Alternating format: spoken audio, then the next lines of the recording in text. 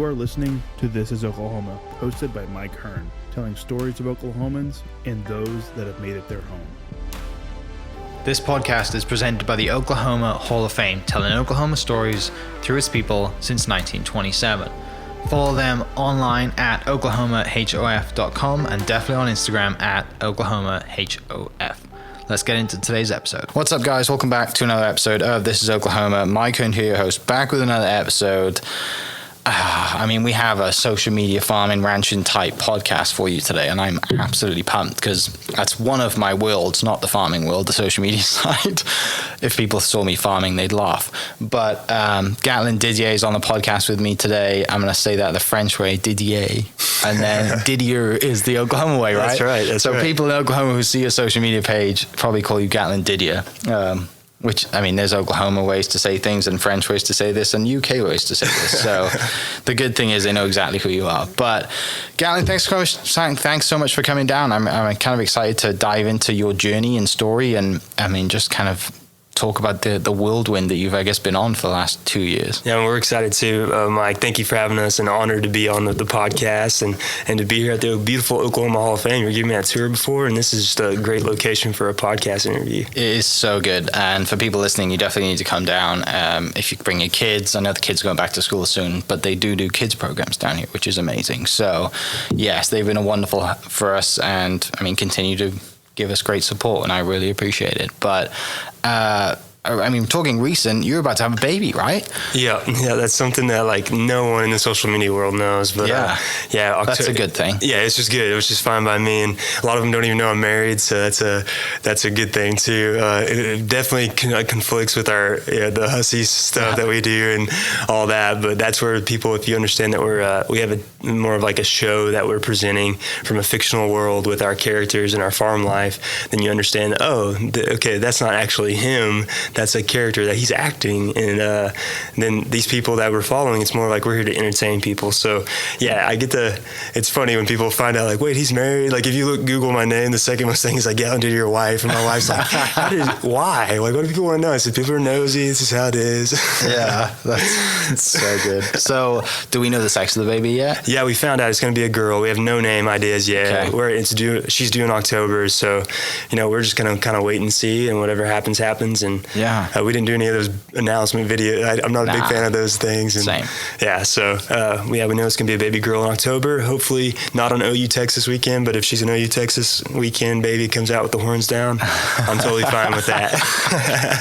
Yeah, a full baby's always good, right? Yeah. I'm a full baby, so I get it. But yeah, man, that's super exciting. And first one as well? Yeah, first one for us, yeah. Gosh, so that's, and I did, doing some digging through your Instagram. Seems like you and your wife have known each other for a very long time. Yeah, we met 7 years ago, literally a couple weeks ago. It was our 7 years ago we met.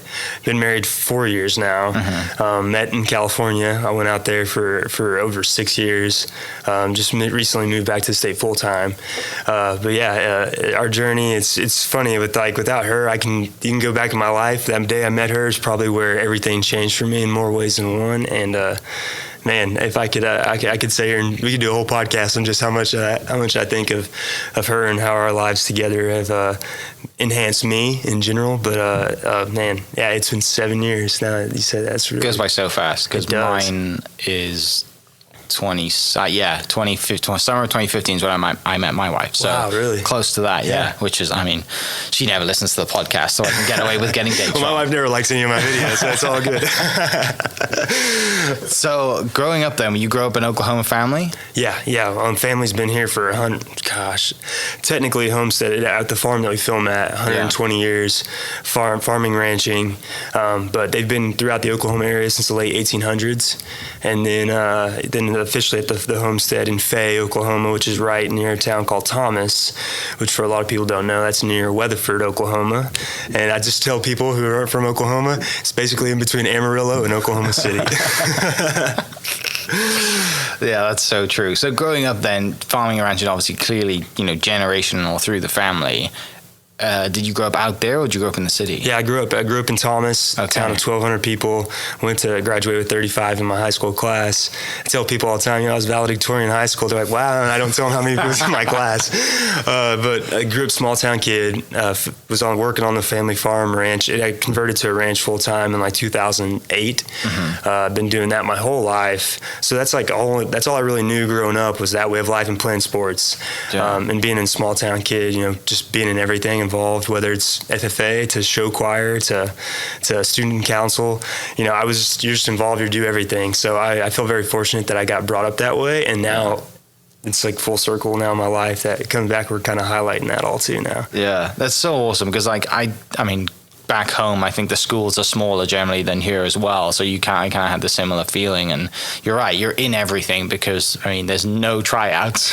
You're like, do you want to do this? Yes. Okay, you're in. Whether you like it or not, sometimes you're doing something. Exactly. Yeah. Which is epic. But so growing up that way then, small town life, being on farm, playing sports, running around, were you thinking, yes, I'm going to take over, I'm going to drive a tractor the rest of my life? Or were you thinking, I want to go do something, I kind of have other passions, and I want to go to the big city or university? Yeah, it's funny you ask that. Ever since I was a kid, I've always dreamed really big. It's so funny, and you think being from a small town, being out there in the middle of nowhere, that you dreaming big is a foregone conclusion. But I tell people all the time, I think because you are in the middle of nowhere, you have to be creative, you have to dream big, you have to do things to get yourself outside of the monotonous day-to-day of building fence, checking cows, just not being bored a lot. I feel like growing up the way I did really helped me to not give up, and then also allow me to go chase my dreams. I came from a family of, like you said, generational farming and ranchers, and my dad from day one was always like, what do you want to do? And for the longest time, I wanted to play professional baseball. The ones that I figured out, injuries and definitely not good enough to probably play professionally. Once I figured that out, the next passion I always had was movies. And he has a lot to do with that. And my grandpa, a lot of them, they have, we were watching the Westerns of John Wayne growing up, watching Hee Haw on TV, which is like the SNL version for country people back in the 1970s. Just all that. Now that I kind of step back, I've left the state before and got to, look outside the box. My perspective is like, man, I was either going to be playing baseball or going to be doing entertainment somehow. Yeah. And then now getting to do it with highlighting how my family's always operated and working is probably one of the coolest things that I never saw coming. So I don't know. That's I guess to answer your question. Yeah, I've always had support that always pushed me to go towards my dreams and not say like, no, you can't do that. You're from here. We do this.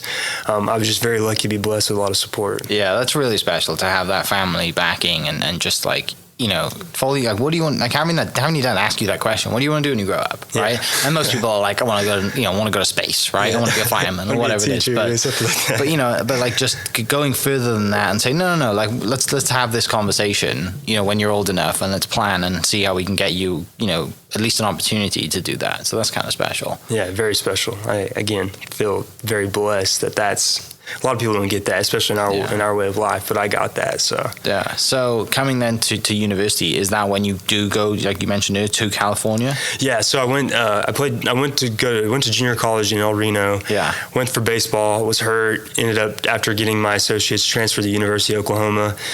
Changed my major like 3 or 4 times, figured out journalism, landed on broadcast journalism, but then also got into acting while I was at University of Oklahoma through like the local film and television group. And it was like this little studio called the Actor Factory, which was owned and operated by a local casting director here in the state named Chris Freihofer.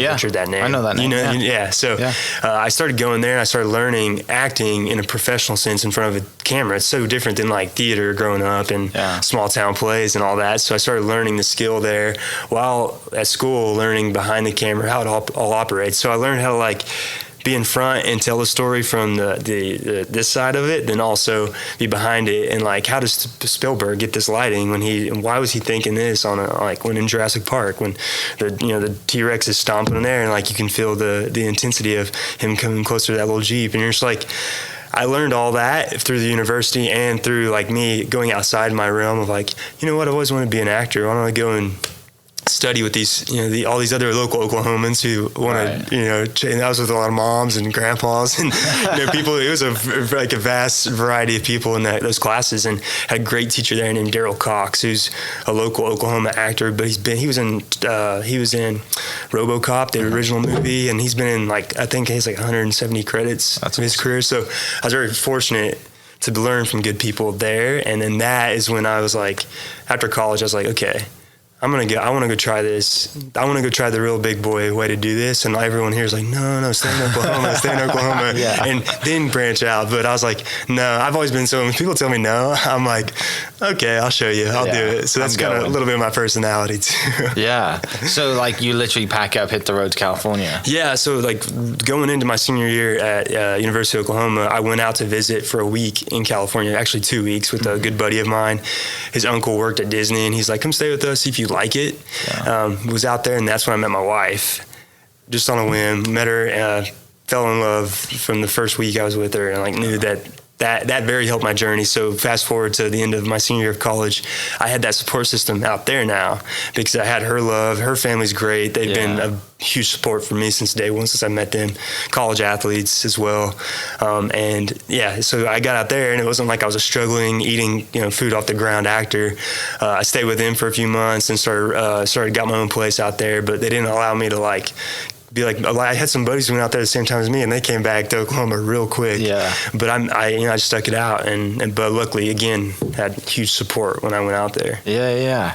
That's, so fortunate to have that, right? So lucky. It's all about timing. Life's about timing, and I'm a big believer in that, and fate and all that stuff that people think is nonsense. But I can look back through my own life and know that it's been there many times, good and bad. Exactly. But that's so cool to be out there and have that support system, and to meet someone early as that, right? And and just to know, people listening, we all knew when we met the person that we fell in love with. They tell you that right? your whole life, but you're you don't really know that until it happens, and you're like, that's what it's all about.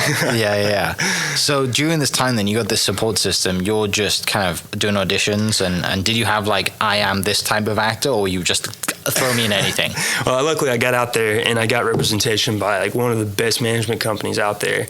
Got an interview with them. They tested me out, and then they started having me audition for big time stuff quick. It's when things want no name actors or fresh faces, they send guys like me out there, all American, corn fed, beef fed, as we say where I'm from, all American Midwest guy coming out there, and that's a very prototypical or a typecasted role. So I would get that at auditions a lot, and at the same time I was doing the cliche actor stuff, bartending, waiting tables, doing any jobs I could just to make money on the side. That helped allow you to make auditions and then go to acting classes. So I would drive down the town I lived out there. It's called Simi Valley. It was 30 miles northwest of Los Angeles. So I would drive down to Hollywood 3 times a week for acting classes, and then sometimes throughout that week during the day for auditions and yada yada yada. So there I'd make some trips during the week, 6 or 7 times down there back and forth, which in Oklahoma we're used to driving everywhere, so I wasn't fazed by that. But the carpool lane is real out there, and I wish I could have took advantage of it, but I didn't have anybody with me. But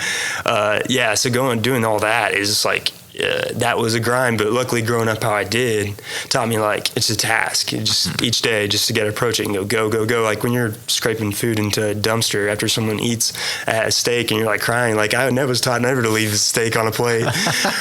You get all these things happening, but I was for me it was always for something more. Yeah. And I didn't know what exactly that more was going to be. I thought it was going to be for a movie role, but and then it ended up being something else a few years later, turning into millions and millions on social media. Yeah. It's mad. Again, timing, life, looking back, you're oh yeah, it makes sense. But in the moment, you're no, I'm not going to be making TikToks with my nan, and my cousin. There's no way. No one even knew what TikTok was. I didn't. Right. Well, yeah, exactly. And I hated social media. A small town guy. I'm social media? What the heck? I have 500 followers. I'm yeah, this is everybody I know. This is and their dog that's following me. Why do I need? And then people would tell us out there you need more followers, or you need more of a social media presence, just to even get considered further down the line for stuff. So I always thought that was a big thing I needed to tackle. I never knew how to tackle it. Yeah. So then I guess, this is going on. Obviously you do come back, but, during those 6 years you're out there, Do you get any breakthroughs? What happens? Yeah, I got close on a few opportunities. They call it going to producers. That's when you're in the final stretch. I got close on a few opportunities. Auditioned for some really big stuff. The Elvis movie that just came out, that was like my last big audition. I remember I auditioned for Elvis. I know I got great feedback on it, but I ended up casting a kid who's been out there for 20 years. Right. And then it was like between him and Harry Styles and Miles Teller. It's like, these are like, they've been in a lot of movies, and I was still Gatlin, Didier that no one knew yet. Like, they all call me Didier out there too, which is funny. But then, at the end of the day, like, what happened, like, I was like, nope, I'm getting close, I'm getting better. And then COVID hit. And that's when, like, everything changed from me, my perspective. I had to learn how to pivot. Yeah. So that's when you're like, should we go back to Oklahoma?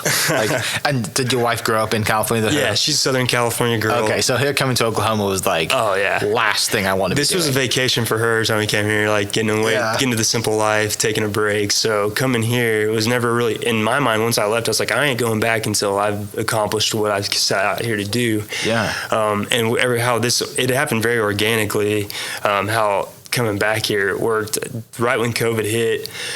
Literally January of 2020, right before COVID hit, I had decided, I'm doubling down on this acting thing. And then on top of that, I'm going to grow my social media presence, because one of the last auditions I had where I thought I nailed it, I walk in out of the audition room, I see all these other actors looking at me like, because I had the producers, I had the star. There's a social media girl named Lele Pons, huge YouTuber, TikToker now, but like had this huge presence there, putting on a show for her on Facebook, and I thought I nailed it. And we were in there, I was like dancing with her in this thing, and she gets up and they're like, wow, this is awesome. I'm like, man, I've never left an audition where like I had everybody in the palm of my hand. So I'm leaving, I see these actors, I'm like, it's over. I finally have broke through, booked this show. Didn't get it because I didn't have enough social media followers. They wanted somebody with a presence, and I'm like, gosh dang, how do I do this? So in like January, I can remember this to the day, December 14th, 2019, I was like, I'm going to start my own YouTube channel. I'm going to start putting this stuff on social media. I'm going to start telling stories, telling funny videos, clips. I started seeing like the Trey Kennedys of the world, comedian type people, but also people who tell like auditioning, showcasing how good they are at acting on stuff. So I'm like, I'm going to show what I can do behind the camera and in front of the camera all at the same time. And that's how I'll grow and show all these Hollywood people how I can operate. And then COVID hits. Everything shuts down in California. Lockdown. And so the week is so funny that, and again, this goes back to what you were saying about timing. The week that everything locked down out there, we were supposed to come back to Oklahoma for one of my best friends' growing up wedding. Their wedding gets canceled. I also had plans to make a few farm videos while I came out here, because I was like, I'm making these videos. And my cousin, who later on becomes Gate Bart, is a UPS driver during the week, still is. I'm trying to work on him getting done with that here full time. He's like, I'm off that week. Why don't we make some videos? I'm like, all right, heck yeah. I got a camera guy. I got somebody maybe be in my scenes with me.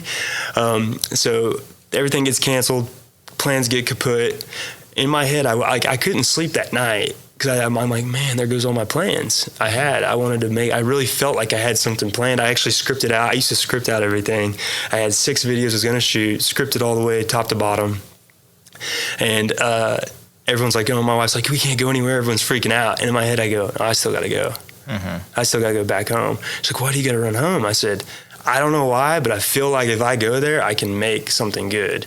And I've been putting stuff on YouTube for 3 months, and it was like 600 views. And in my head, like, if we got over 100, like, that was good. So I got loaded in my pickup, packed it up for a week with all the costume, my camera equipment, everything, and I headed east back to Oklahoma. And also at the same time, I was like, it'd be nice to kind of get back, like, where everything's not near shut down, and then, like, get back to my roots a little bit, too. Wide open spaces in Oklahoma. Wide open spaces. And then my dad and them always, like, if you're home, I could use some help. So, like, I always get that question when I'm home. So I was like, okay, well, maybe it'd be good to get a little help, too. So I get back. We start making videos, and we made some really funny ones, really good ones I was very proud of. Did that for a whole week. I go back to California after a week of knocking them out. And then as I come back, my sister a few weeks before said, "You ever heard of TikTok?" I'm like, "I've been hearing about this TikTok thing, but I'm not too sure about it." She's like, "You should put your stuff." I see these YouTubers who are saying they're blowing up because their videos are doing well on TikTok. Yeah. And then I come back, and my wife's brother, who was a college baseball guy who's home now because COVID, he's like, "You should put your stuff on TikTok." I'm like, okay, this is the second person who's told me about this dang app that I need to get. So I download the app. Couldn't figure it out, but I was like, I'm smart enough. I know how to like edit and put things together. So I take a video we shot in my barn. We recreated the scene from, Risky Business with Tom Cruise, where he slides in his underwear, and it's to a Luke Combs song though called One Too Many. I throw that up on TikTok. On YouTube, it did I think it did 300 views in like a week. One day on TikTok, it did 31,000 views, and I had no followers, and I'm like, wow, what is this? Jackpot. What is this app? Yeah. So I just took off from there, and that's when, once I had a glimmer of hope, I'm like, this is my end. Yeah. And that's long story answer to what you asked there. That's how we got to where I started really taking advantage of social media. Yeah. Because then you realize, okay, this is it. This is what works now. Yeah. But also this is what works for me, because I just have to repurpose my videos to edit in a long form way. Yeah. Right. It's great, because you can shoot it wide and cut it. That's the good thing. Yeah.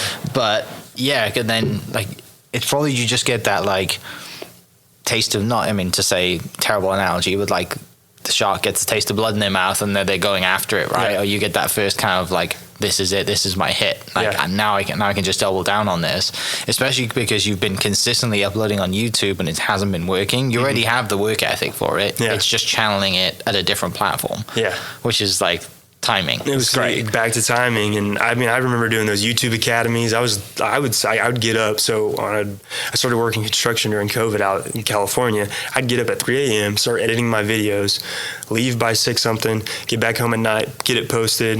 This is before I even knew you could do the studio to schedule stuff. But I just remember I just was training myself through work ethic those months leading up, and then just sticking to it.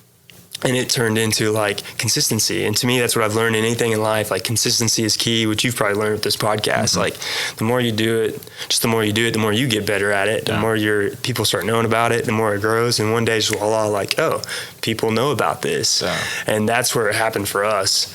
With all this. And again, going back to what you're saying, my biggest struggle at that point was, okay, I found the type of content I know how to make too and people want, and I still live in California.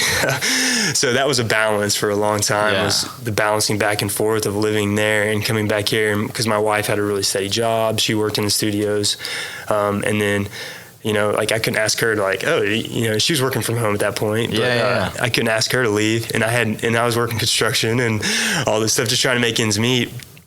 And then I think I don't even remember where I'm at right now. But well, I don't want to brush past the fact that you work extremely hard to be where you're at, and you're successful because of that work ethic, right? Yeah. I don't want people to come to your page and be like, "Oh, he's made 10 videos and they're all hilarious," but that can't be that hard. No, it's extremely hard to do, right? You don't find it hard, but the amount of hours that you've put in, I just don't want to brush past that point, because a lot of people listening and watching and seeing successful people, especially on social media, are just they just post videos. Yeah.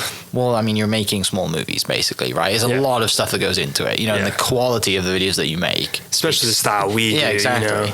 That's what people don't realize. We're not people pulling our phones out. I'm literally scripting and feeding dialogue to my 81-year-old grandma, and we're making up stuff on the fly. We've learned how we've gotten better at doing stuff, but it was all through practice and trial and error. And that's 2020, and now we're sitting here in 2022. This is 2 full years later, and 2 years ago at this point, I was still setting we'd grown our following. We got 70,000 by this point 2 years ago on TikTok. And I still was at 700 Instagram followers. Yeah. I wasn't learning how to convert things yet and do all this stuff. You have to learn these platforms, these apps, their algorithms, on top of how can I tell a good story to make people want to be entertained and watched? And how do I tell a story that I want to tell? There's so many little things to it that people, they're just picking up their phone and they're like, oh yeah, get my little dopamine hit for the day. And they don't realize how much time and effort and, work went into just the simplest little thing. Sometimes the simplest little ones though too also are the ones that you're just wow, that's how this thing works. Right, you grinded for an entire day making a 30-second video and it flops, and you're just oh, and then you spent 5 minutes making one and it's like millions of views. You're like, oh, okay, never mind. Thank you, algorithm. Exactly. Oh, it's so good. So obviously then you do move back full time. Yeah, and again, like I said earlier, like we didn't move full time until April of this year. Oh, wow. So I was doing the back and forth the last 2 years, every 2 weeks. No way. Yeah, so this is something a lot of people don't know, and like I'm not afraid to tell this, because a lot of people go, well, you're not a real farmer, you're not a real rancher. I'm like, actually, like, I'm not the one who really does it. Yeah. My family still does it. It's still a fully functional operating ranch right now, but I still help out when I can. Yeah. We're just getting really busy with our stuff now, so like I'm barely around to get to do it, but again, at the end of the day, my passion for it is like I want to help this industry too, because there's so much negativity with a lot of stuff going on.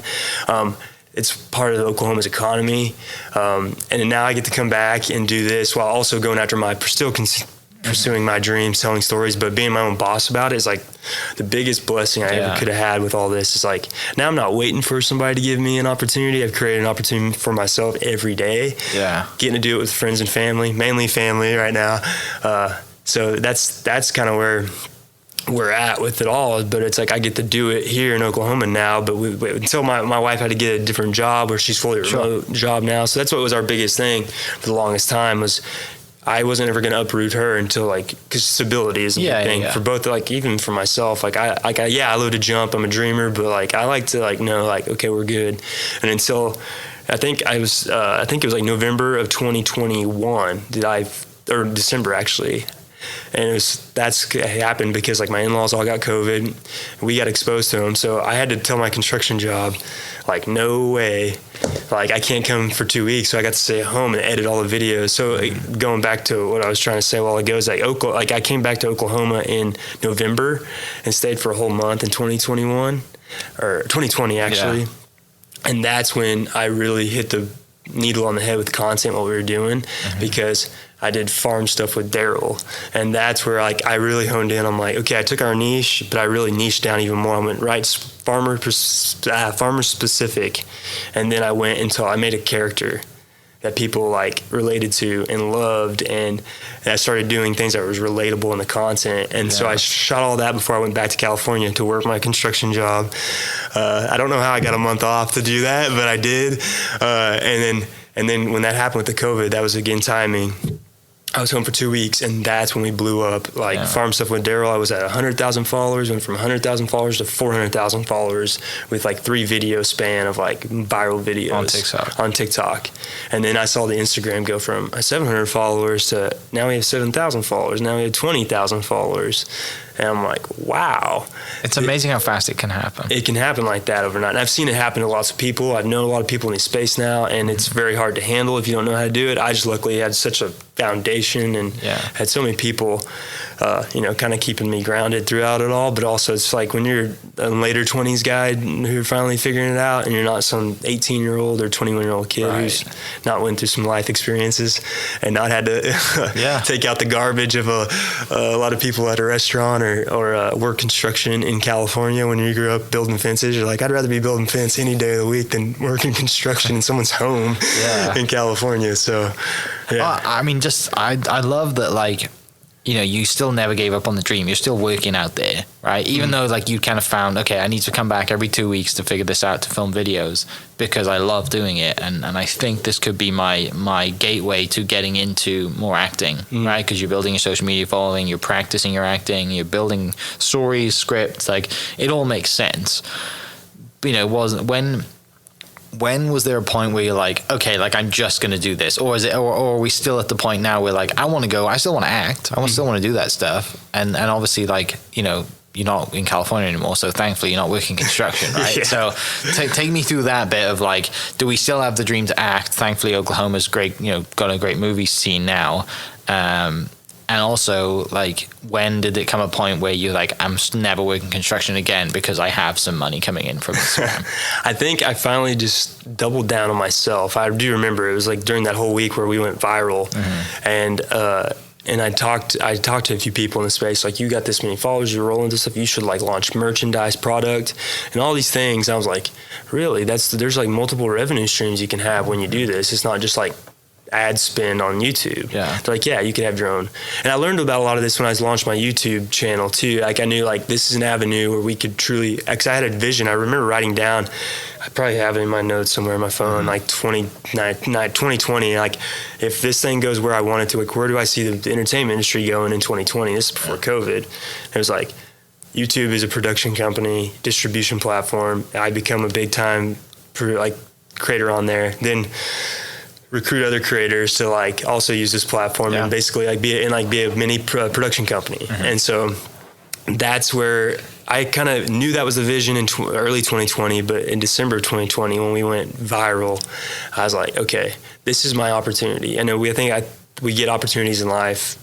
I feel like that, you just got to jump on. And that was mine. And again, a gut feeling like I did when I drove out here in early 2020, I was like, I've got to put everything I have into this. I told my wife, give me 2 months.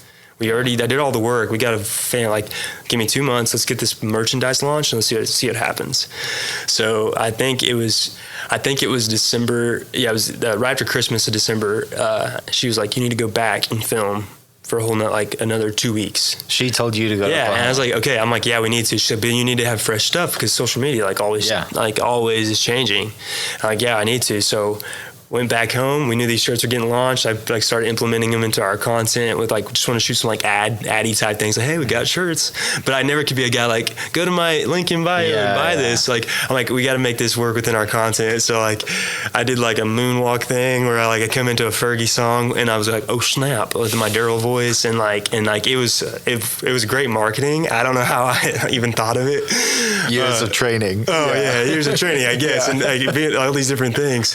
So I came back in January. This is where the process of every 2 weeks started because, I knew I had to do it. My wife also was very supportive of doing it.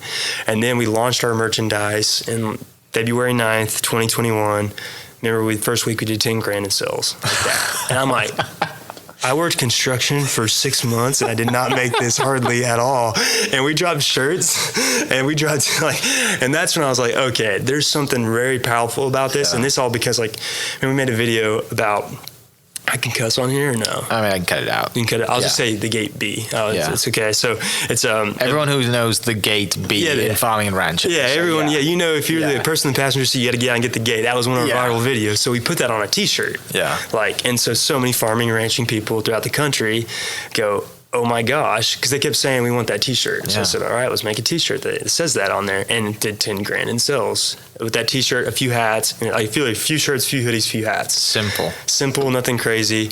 And you drop shipping all of this as well? We first week we tried, and there was a lot of things, so I went and canceled all that, and then we just started ordering inventory, and to this day we still.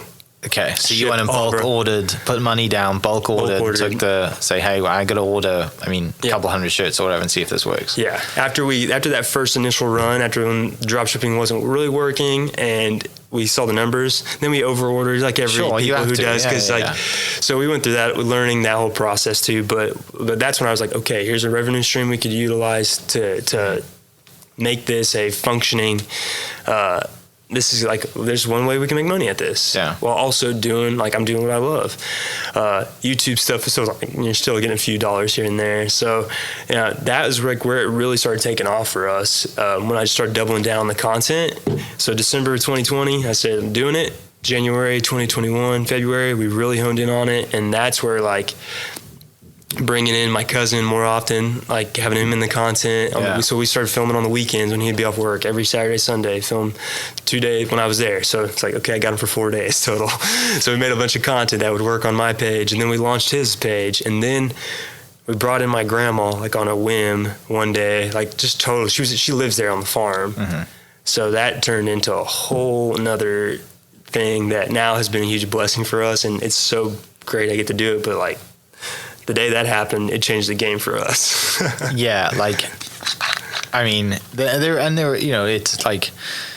everyone loves Betty White, right? Everyone loves cute old grandmas, especially when they have a southern accent and they're giving their grandson crap. It just fits, right? Because everybody relates to that. Everyone in their head's I know my grandmother, whether she's around or she's not around. You know, I have those memories of her just like being the best ever. You know, grandmother always spoils the grandkids, but also like my grandmother, my dad used to joke that my grandmother could throw her slipper around corners, like because she, you know, just like all this stuff, and you like have all these stories, and now you're creating these amazing memories, which is it's so cool. It's so cool.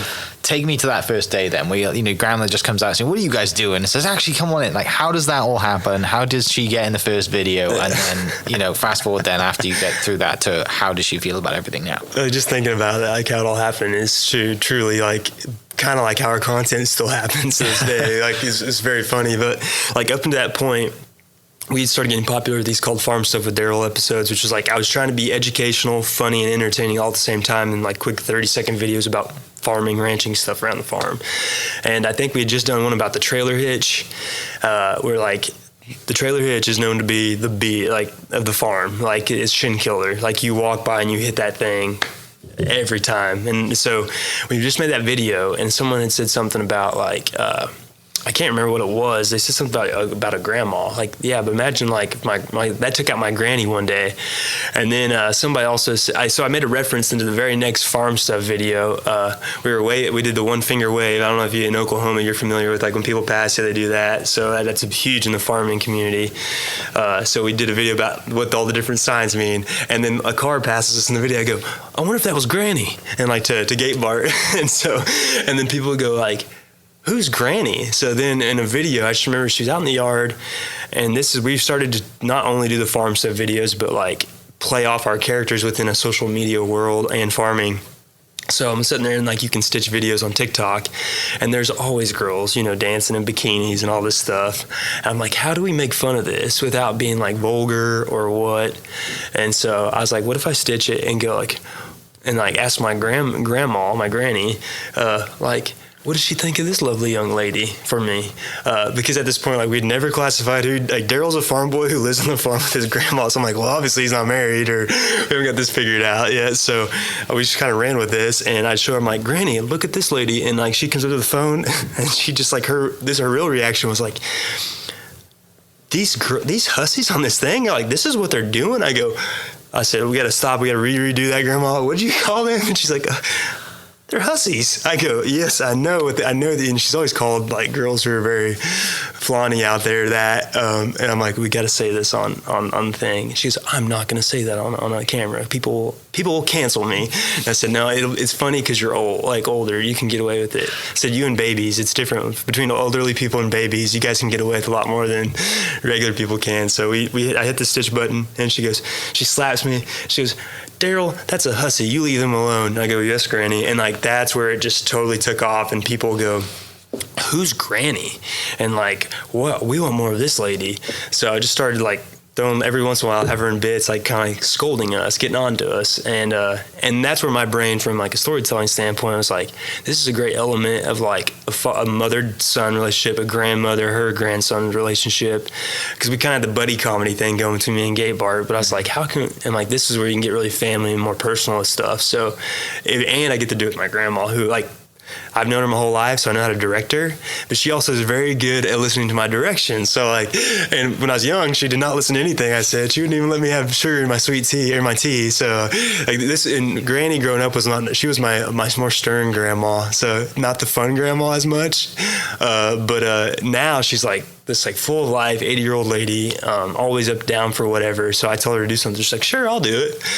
So we started just having her in the content, and then took off. And then I think in like April or May or something, we made her own TikTok page just for fun. And like within a month, she had 100,000 followers. So we're like, well, that took me 8-9 months of grinding, and she posted like 2 videos and had 100,000 followers. Yeah, on TikTok. And the great part about it is that she's literally just being herself. Yeah, right. She doesn't have to act. Like you've gone through school to act and all this stuff to do this little storyline. You're just like, Granny, do this. And she's like, okay. Yeah, like, you don't have to like. It's the best thing about it, and then again, so many people are relating to her because their grandma's like that or their mum's like that. Right. It's just so good. But yeah, I looked up her Instagram before we started recording. She's at 100,000 followers on Instagram. Yeah, she just hit that a couple weeks ago, and we just launched that actually in April of this year.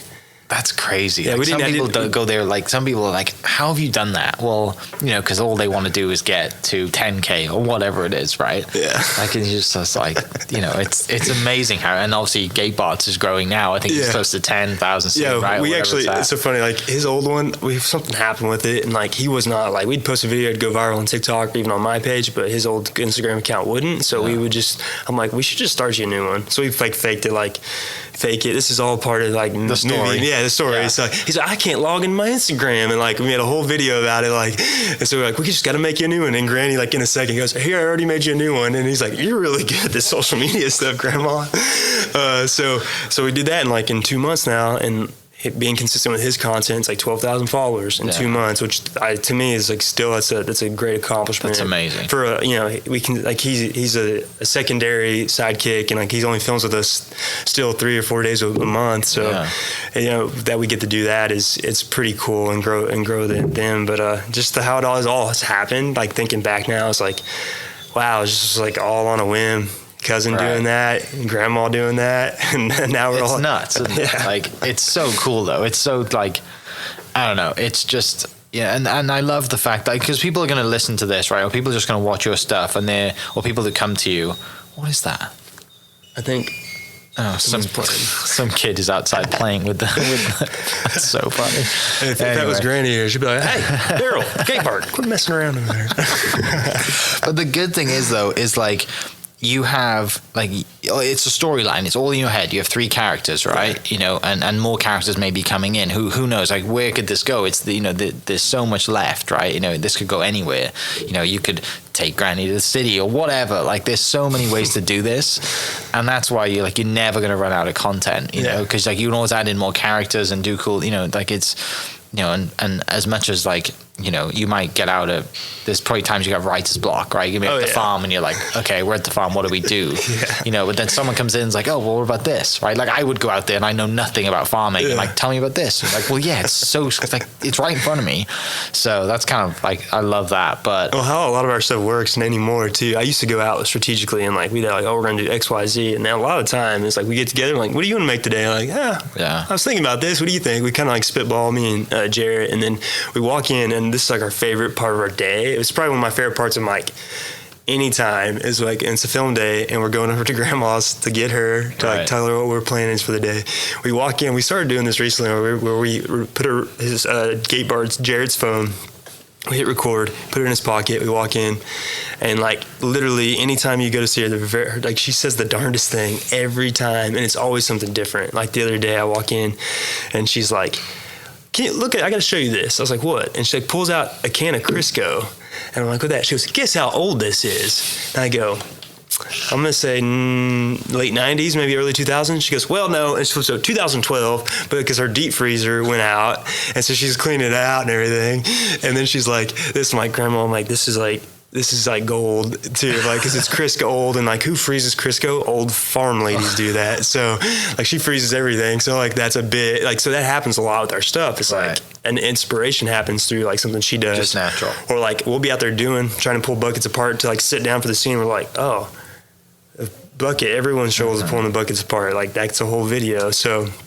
That happens a lot, and very fortunate that because I was a planner, and I had to get outside my like this, you study your lines, the schooled version of me, the educated version of an actor, creator, storyteller, and like embrace kind of the unknown. And I love that we can do that because that's when we have some of our most like epic viral things happen like that. I love it. It's so awesome, and obviously as you grow, people, brands start noticing, right? And you're like, you get an email or a phone call one day or a text, or you're just like, oh, now we're Dots Pretzels, right? Or we're Casey's, or I mean, the other Oklahoma beef we've worked with, or like. What was the first one that you're like, is this real? Someone wants me to do. Oh, like a brand deal? Yeah, like brand deals. Oh, man. Oh, gosh, the first one. And was it like within the last year? Was it 2 years ago? Like when was that? Oh, yeah. I remember like starting to get hit up by brands when I had like 50,000 followers on TikTok, but they're just like wanting to give you free stuff. Yeah, wear my t-shirt in your video. Yeah, exactly. Yeah. And I learned at that point in my life, and just like, I'm like, you don't do anything for free. Oh.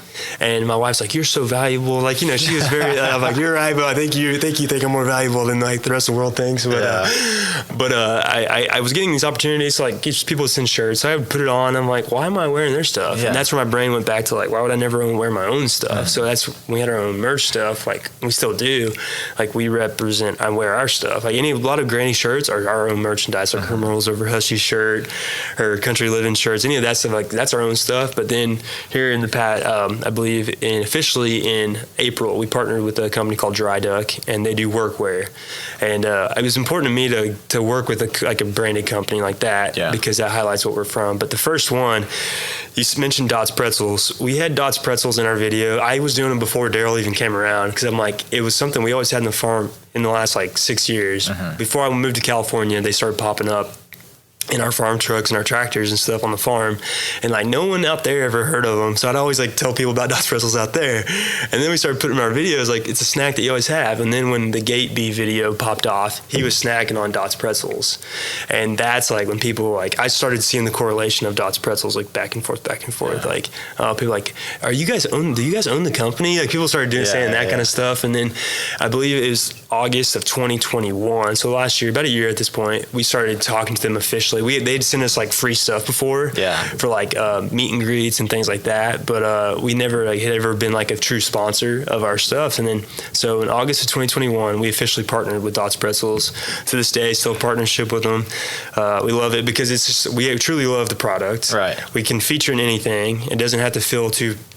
They're not telling you this is how I want you to feature it. Like, you're just to keep doing what you're doing. And that's what I like, because like you hired me to like promote your stuff, like, and through us, the only way I'll partner with somebody is if we can do it through us organically. So they weren't the first one, but they were the ones like, it was like we kind of betted up. I gambled on that one, and it paid off a year later. But you get all these little ones, and then over time it builds up these bigger ones. Like currently, like they mentioned Dry Duck, great company based out of Kansas City, been around since 2007.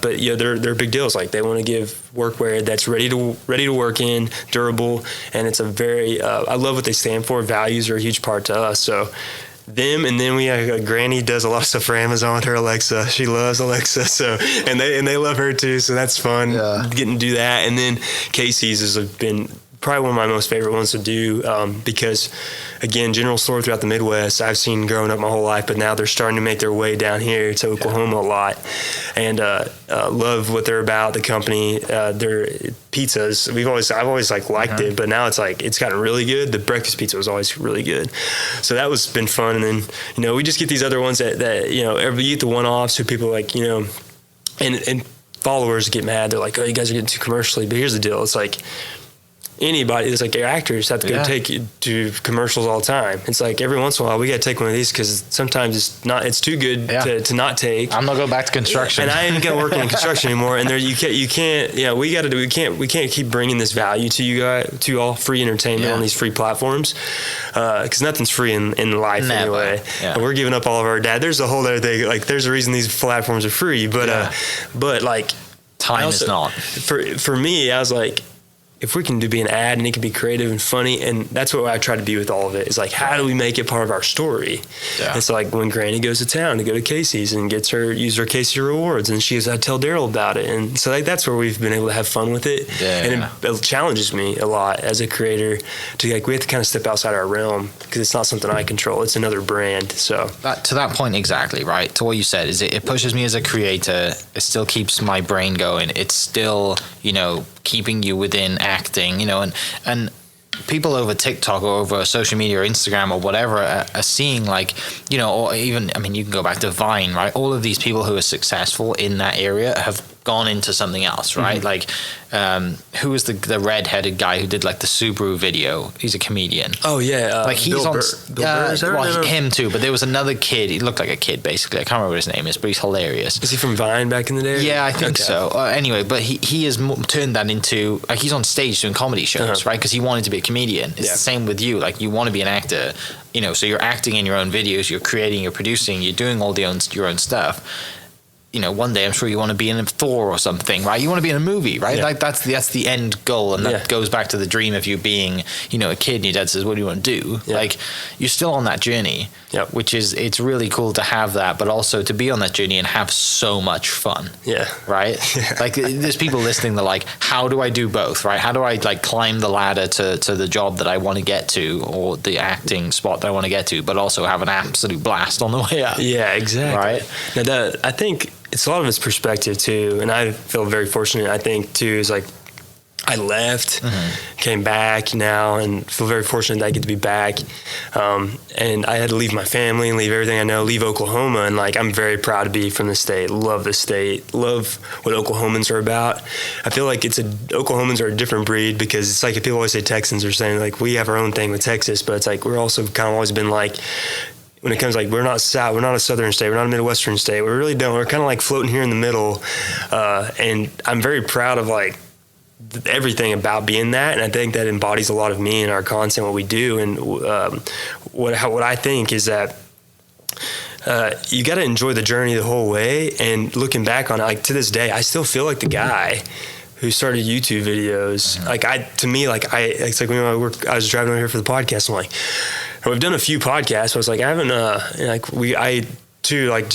I don't know. I'm like, I don't think we're big enough for podcasts. That's how I just see it. It's I like still listen to Joe Rogan and all these people. I hear Mr. Beast on there, but it's but then I also know we've earned our spot at the table, everything we do too. And I believe and know that.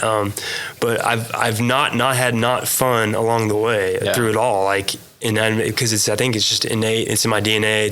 I'm passionate about what I'm doing, and I'm passionate about who I'm doing it with. I think there's just so much love for what is behind it all, and my dream and knowing my vision is still there. Like everything I ever was going for when I left 6 years ago, it's not like it left. It's still there, and it feels now more attainable than it ever did in the 6 years while I was gone, when I was supposed to be where it was supposed to make it happen. And going back to you said, I want to be in movies. My goal is now it's I think we can make our own movies. I'm not going to need a studio to give me money. I'm pretty sure these brands give me a lot of money. I imagine what a studio might do, or a Hulu or a Net might do if we continue what we're doing. And I'm fine with that. Yeah. And that's where my vision's I've really just taken my journey by I guess not to be cliche, but life by the horns. And now we're really doing what we wanted to do in life. But that's just how I feel now about where we're at. But I've had some there is days where you're like, gosh, it's a freaking grind. I drive an hour and a half to film a lot, because I live outside the Oklahoma City area, and so I'm driving an hour and a half to our farm 3 or 4 days a week just to make content, do business, things like that. So it's still a grind, and editing and all this stuff. There's no one filming our stuff. It's me. I'm editing it, I'm producing it. Gate Bart and Granny talent, and we tell stories, and we get to we haven't expanded the operation yet. But this is just the beginning of the journey for me. But I've had so much fun along the way, and I know how much fun I'm gonna have. But it's hard not to have fun when you're with a goofball like my cousin, and when you're with an 81-year-old Spitfire like Granny. It's if you can't have fun with that, you're like a person who's got some issues. Right? Yeah, definitely. It's totally worth driving out there for all that stuff. Yeah. One of the other interesting things I love what you guys do is every Sunday you do something, right? Yeah. Do a Bible verse of the week, right? We try to do it every week, and what happens like last week, Gate Bart had a baby, so it's we try to do it it's the last thing we do on Sunday after being out filming. What are we blessed for? What are we thankful for? And we find a verse that we like, go talk about it, do a little quick study, and then I try, because everything's short form. You got to keep it under 60 seconds on these apps for it to even work. And it was actually Jared's idea, because he started doing it back in, I think, last year.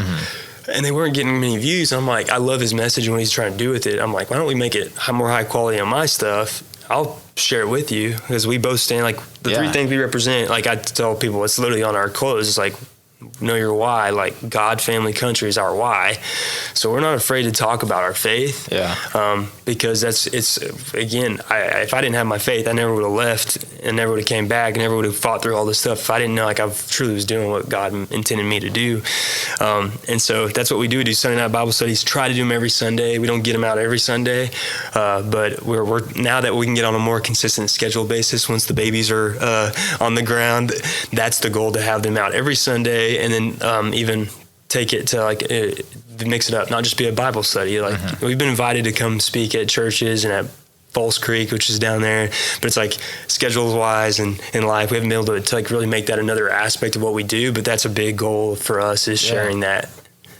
Yeah, I mean, you got to stay true to who you are, right? You know, and I think the audience loves that. The fact that, like, you know, you're showing off who you are, your life, you know, in a creative, comedic way, which is why everyone likes to watch it, because it's hilarious. But finishing up then, I know obviously we're still kind of relatively early on in the journey. You know, we have a long way to go. Are you still kind of doing like auditions? Is that something you've just kind of shelved for a little bit? Like, are you getting back into it?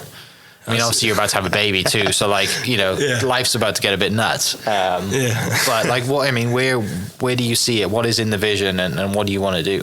It's interesting you asked that, because like it's funny. I went to California a couple weeks ago. My wife had a baby shower out there, and then my brother-in-law was like, "Hey, are you still doing that movie thing? Like everything you're going to do, like on top of this?" I'm like, "You know, this is like what I was. The purpose of doing this was in the first." Was like, "Oh yeah," but it's funny. I've had a few opportunities come up. We actually get hit up all the time by casting directors for reality TV shows, and I instantly say no, because like, that's not what we're doing. Yeah. Or like our whole thing is fictionally based. Like has to be on The Amazing Race. I can say that because we never signed an NDA or anything. But like, they wanted me and Gate Bart to be on The Amazing Race. But like that contractually, him having a baby, me having a baby, like that stuff wasn't going to work. And plus, like we would have lost so much money from our own business by doing that. It does not pay unless you win. And it still doesn't pay that much.